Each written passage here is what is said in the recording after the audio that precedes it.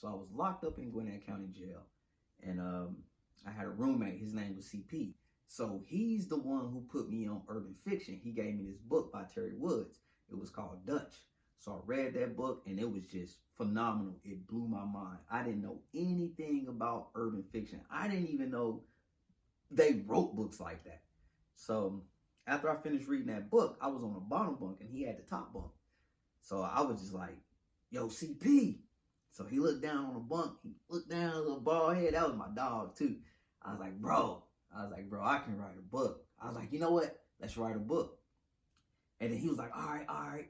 So I was like, all right, bet. And then he was like, all right, write the first chapter. So that night, boom, chapter 1. I wrote the first chapter of the book, right? This book was called DE, Desert Eagle. And it was the first book I ever written. And I still haven't put it out to this day. But anyway, so I wrote the first chapter and I gave it to him. He read it.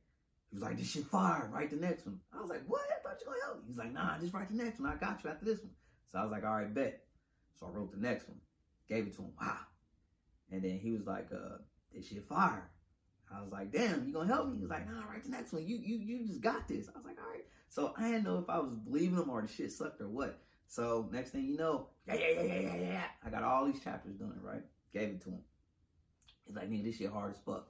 I was like, word? He's like, yeah. So I started passing that shit around the block and shit. I was in B block at the time. And then everybody was like, man, this shit hard. It was over with from there. King Cooper J.